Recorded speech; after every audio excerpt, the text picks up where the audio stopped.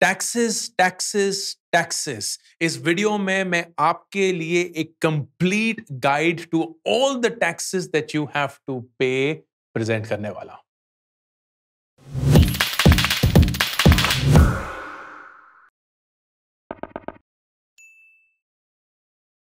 दोस्तों, जब से मैंने पर्सनल फाइनेंस पे वीडियोस बनाने शुरू करे हैं, अगर एक सवाल ऑलमोस्ट इनवेरिएबली हर रोज मेरे पास पहुंचता है, वो ये होता है, टैक्सेस के बारे में बता दीजिए कि कितना टैक्स देना है, कब देना है, क्यों देना है, क्योंकि हमें तो कुछ समझ नहीं आ रहा है। इनकम टैक्स कितना है, अगर मैं एफडी करता हूं तो उस पे टैक्स कितना है, अगर मैं स्टॉक्स खरीदता हूं, म्यूचुअल फंड खरीदता हूं तो उसमें टैक्स कितना है, रियल एस्टेट पे टैक्स कितना है, यहां टैक्स कितना है, वहां टैक्स कितना है। सो आई वाज लाइक, यार मैंने बहुत सारे वीडियोस बनाए तो हैं, लेकिन वो थोड़े टूटे-टूटे हैं। तो why don't I get everything together? And this video is the complete guide to personal taxes.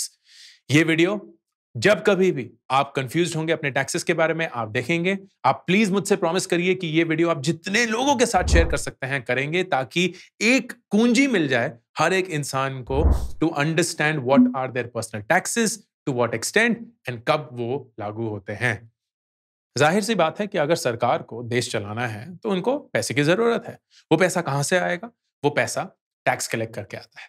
लेकिन ये जो टैक्स होता है, ये हमसे या तो डायरेक्टली या इनडायरेक्टली कलेक्ट होता है। And that's why there are two forms of taxes, indirect taxes and direct taxes.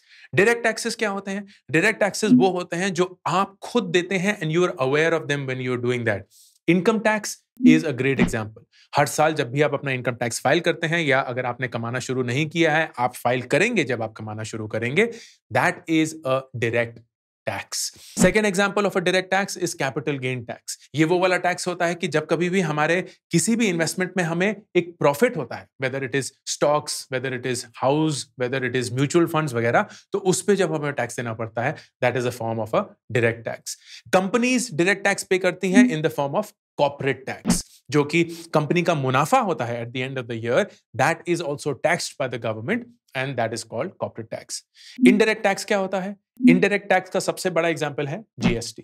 ये एक ऐसा टैक्स है जो आपको पता है कि आप दे रहे हैं, लेकिन आपको टोटली नहीं पता होता कि आप दे रहे हैं। तो जब कभी भी कोई भी आप चीज खरीदते हैं, चाहे ऑनलाइन खरीदें या चाहे ऑफलाइन खरीदें, it is rounded off to what is called GST, and that is something that has to be paid, क्योंकि वो एक गुड्स और सर्विस टैक्स है। A question for all of you, and I want to see how many of you get it. झूठ कोई नहीं बोलेगा, कोई गूगल नहीं करेगा इस आंसर को, प्लीज, ठीक है?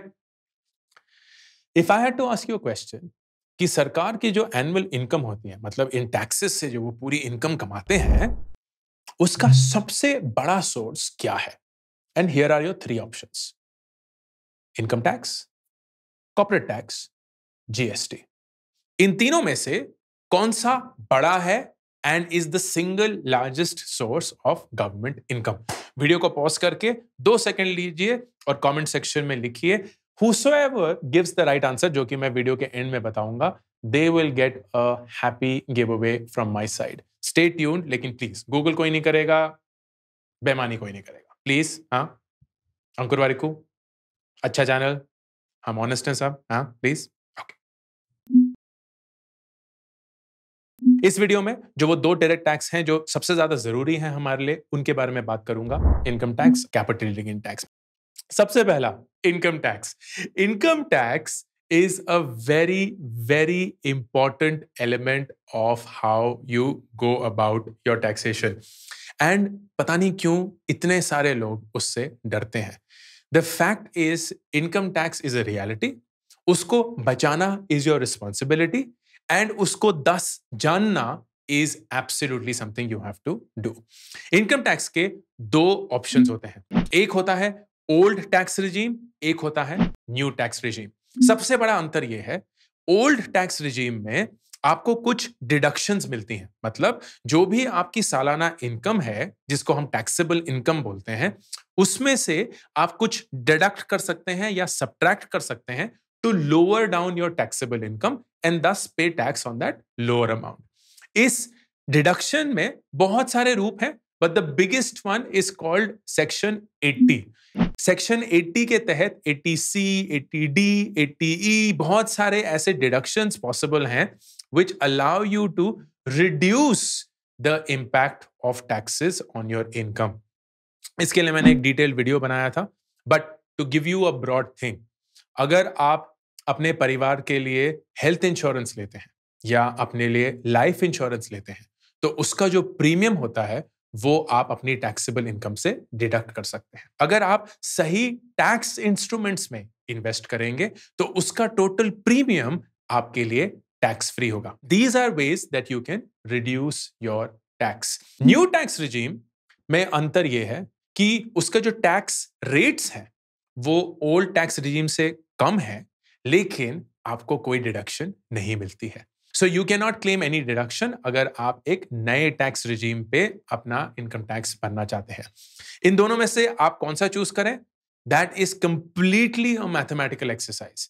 आपके पास बहुत सारे ऐसे टूल्स हैं जहां अगर आप अपनी पूरी इनकम डालेंगे, अपने पूरे डिडक्शंस डालेंगे, तो ऑटोमेटिकली आपको बता देगा कि ओल्ड टैक्स रिजीम पे आपको कितना टैक्स देना होगा, न्यू टैक्स रिजीम पे कितना टैक्स देना होगा, and you can then decide whichever you want to. ये छूट बिल्कुल सबके पास है, but you have decide at the start of the financial year, और एक बार अगर आप डिसाइड कर लें तो आप उसको चेंज नहीं कर सकते, क्योंकि आपकी टैक्सेशन फिर उसी के अकॉर्डिंग चलती रहेगी। दिस इज द मोटा मोटा ढांचा of income tax when it comes to it. इसके रेट्स स्पेसिफिकली क्या हैं? ओल्ड टैक्स रिजीम में अगर आपकी एनुअल इनकम 2.5 लाख रुपए से कम है तो आपको कोई टैक्स नहीं देना है। This is taxable income. इसका मतलब जो भी आपकी टोटल इनकम थी उसमें से आप सारे डिडक्शंस अगर हटा देंगे, तो अगर वो 2.5 लाख रुपए से कम है तो आपको कोई टैक्स नहीं देना है। 2.5 से 5 लाख के बीच में आपको एक 5% टैक्स देना है, लेकिन उसका आपको रिबेट मिल सकता है अंडर सेक्शन 87A। तो जो आपने ये 5% टैक्स दिया है उसको आप 100% क्लेम कर सकते हैं। तो इफेक्टिवली आपका टैक्स 5 लाख रुपए तक जीरो है। 5 से 10 लाख रुपए में आपको 20% टैक्स देना है, एंड अबव 10 लाख आपको 30% टैक्स देना है। The new tax regime, as I said, इसमें कम रेट्स हैं लेकिन कोई डिडक्शन नहीं मिलती है। तो 2.5 लाख रुपए टैक्सेबल इनकम तक 0%, 2.5 से 5 लाख रुपए तक 5%, लेकिन उस पर हमें रिबेट मिलता है which is under section 87A। 5 से 7.5 लाख रुपए टैक्सेबल इनकम पे 10% टैक्स देना है। 7.5 से 10 लाख तक आपको 15% टैक्स देना है। 10 से 12.5 लाख तक आपको 20% टैक्स देना है। 12.5 से 15 लाख तक आपको 25% टैक्स देना है, एंड 15 लाख से ऊपर अगर आपकी टैक्सेबल इनकम है तो आपको 30% टैक्स देना है। This is the total tax slab. As I said, इन दोनों में से आप कौन सा चूज करते हैं, that is purely a mathematical formula. लेकिन I am shocked and surprised every single year, और मैं एक फाउंडर रह चुका हूं, मैंने एक कंपनी चलाई है पिछले 10 साल से, और उसमें 400 से ज्यादा लोग काम करते थे। We used to make our income and our salary breakup very very tax efficient. The only thing that we required from people was कि वो अपनी टैक्स फाइलिंग अच्छे से करें, विच मीन्स जो भी डिडक्शंस हैं उनको अच्छे से इस्तेमाल करें। And it used to shock me at how people don't do that.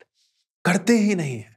And that is so unfortunate because this is free money that you are saying goodbye to.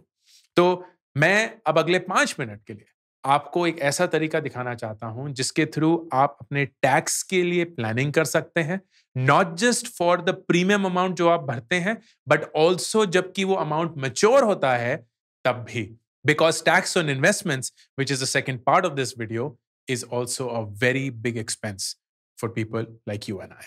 तो मैं हूं policybazaar.com पे, जिसको मैं यूज करूंगा ये टैक्स बेनिफिट प्लान्स देखने के लिए। I'll click on investment plans, and investment plans पे मैं क्लिक करता हूं। मैं शाहरुख खान हूं और पॉलिसी बाजार मुझे जानता है ऑलरेडी से। And then I'll say age, तो फर्स्ट करिए कि मैं आपके लिए कर रहा हूं, and let's say you are 28, मैं रैंडमली कर रहा हूं, and then this is what comes about. हर एक इंसान को 1.5 लाख रुपए तक हर साल एक डिडक्शन मिलता है under the old tax regime, और अगर आप कोई भी प्रीमियम इन टैक्स इंस्ट्रूमेंट्स में 1.5 लाख रुपए तक डालेंगे, then it gets deducted from your taxable income. मतलब अगर आपकी टोटल इनकम से 5 लाख रुपए है, oops, need more time, अगर आपकी टोटल इनकम से 5 लाख रुपए है एंड उसमें से आपने 1.5 लाख रुपए की ये टैक्स सेविंग इंस्ट्रूमेंट्स में पार्टिसिपेट या इन्वेस्ट किया है, then your taxable income will become 3.5 lakh rupees. तो आपके 1.5 लाख रुपए तो इन्वेस्ट हो ही गए, जिसका आपको रिटर्न मिलेगा ही मिलेगा, आपका टैक्स भी कम हो गया, which is why this is such a smart thing to do. For example, अगर आप महीने के 10,000 रुपए इन्वेस्ट करते हैं, 10 सालों तक इन्वेस्ट करते हैं, तो मतलब हर साल 1.2 लाख आप 10 सालों तक इन्वेस्ट करेंगे, एंड देन फिर 20 साल के बाद आप विड्रॉ करते हैं। And what you do is you participate in something called market linked plans, which is what I would recommend. ये market linked plan है, मतलब इसमें आपको एक कैपिटल गारंटी तो मिलती ही है, जो आपने इन्वेस्ट किया है 1.2 lakhs every year for 10 years, वो प्रोटेक्टेड रहता है, और आपका फिर पैसा मार्केट में इन्वेस्ट होता है, and according to its returns you get the return as well. For example, and these are not recommendations, मैं सिर्फ नाम पढ़ रहा हूं जो यहां है, टाटा AIA 13.2% का return over the last 7 years, which is pretty good. It is not as great as stock market, and I will tell you how to think about this, but it is very close. Stock market ने पिछले 5-7 सालों में करीब 15 to 17% का return दिया है. This is 13.2, which is brilliant. It's far better than fixed deposit, far better than gold, far better than almost all real estate as well, far better than corporate bond. And this is how it works. But here's the benefit. आपको under section 80C, जैसे मैंने बताया, पूरा rebate मिलता है from your tax. सो फर्ज करिए कि आपकी तनख्वाह 5 से 10 लाख रुपए के बीच में है, and you have in the first year put 1.2 lakhs, क्योंकि आप हर महीने 10,000 डाल रहे हैं, and that is the 20% slab. तो आपने जो 1.2 लाख रुपीस डाले हैं, उसका 20% आप सेव कर रहे हैं, प्लस जो 4% का सेस है, which is instant saving from the premium itself. Plus, जो आपको ultimately at the end of the tenure return मिलेगा, उस पे कोई भी टैक्स नहीं लगेगा. I'll repeat that once more. जो आपको ultimately at the end of the tenure, जो ये 20 साल के बाद आपको पैसा जो मिलेगा, उस पे कोई टैक्स नहीं लगेगा. सो ऑन दैट 1.13 CR जो आपको 20 साल के बाद मिलेगा, you will not have to pay any tax. ये टैक्स क्या है, अभी second part of the video में मैं आपको बताऊंगा, and when you hear it you will realize that this tax is upwards of 10%, and this is completely free for you. So you are saving a significant amount of tax, not just साल के premium पे, but also maturity के amount पे. What are the details? Capital guarantee, so your invested amount is 100% guaranteed.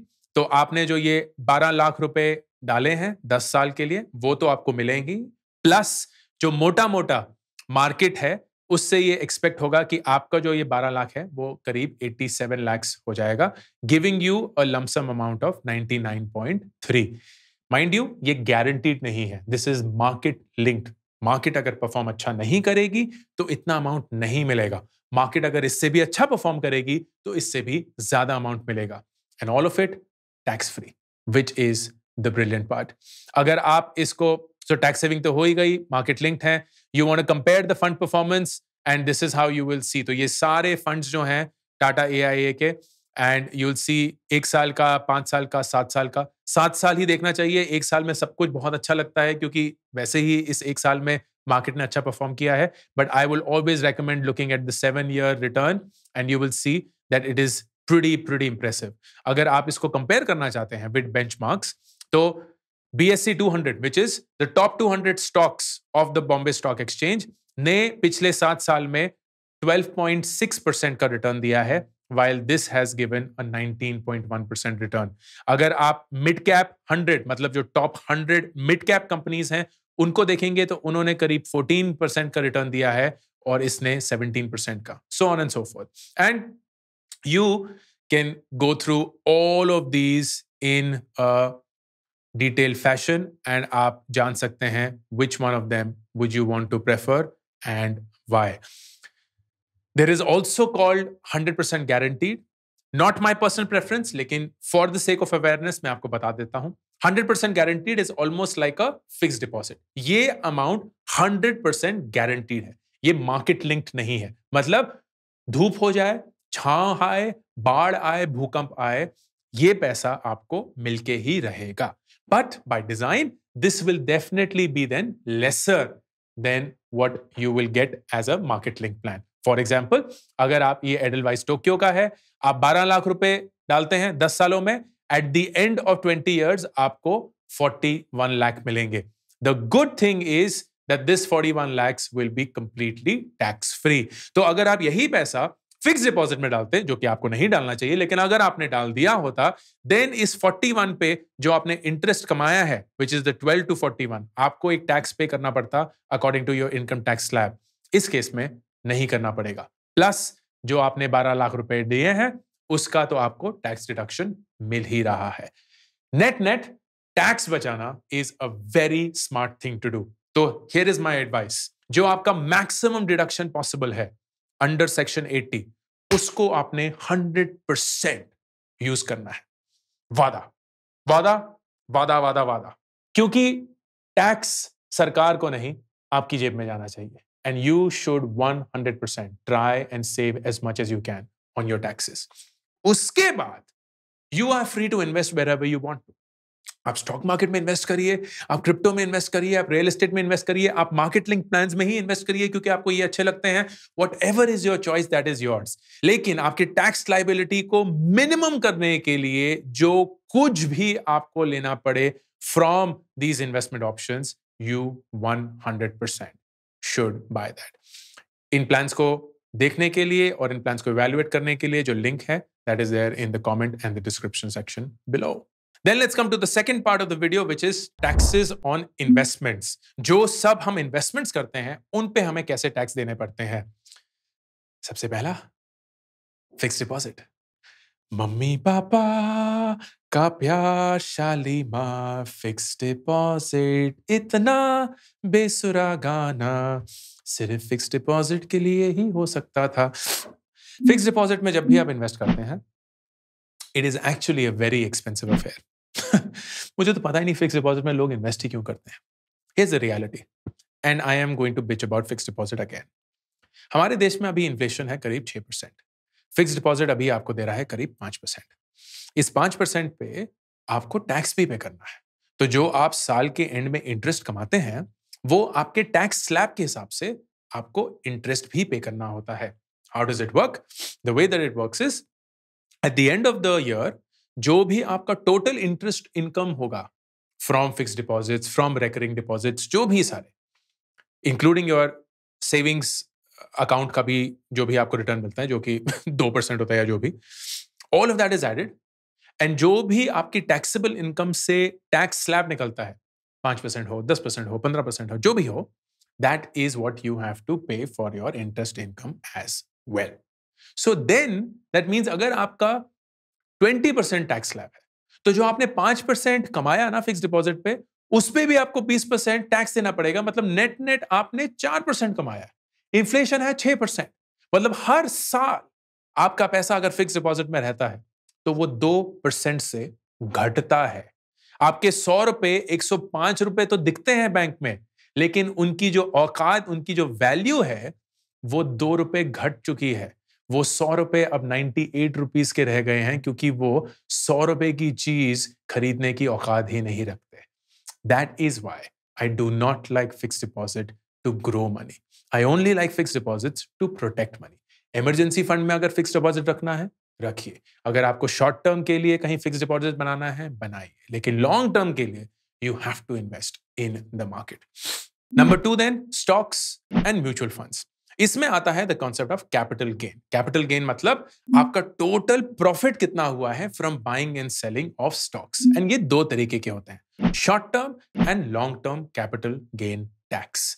The good thing is कि ये capital gain tax पूरे financial year पे लागू होता है, not on individual stocks. For example, फर्ज करिए कि आपके पास 3 स्टॉक थे पूरे साल में, और इन स्टॉक्स को जब आपने बेचा, एंड फर्ज करिए आपने बेच दिया, तो पहले स्टॉक पे आपने एक मुनाफा कमाया 1000 रुपए का, दूसरे स्टॉक पे आपने 200 रुपए गवा दिए, और तीसरे स्टॉक पे आपने मुनाफा कमाया 300 रुपए का.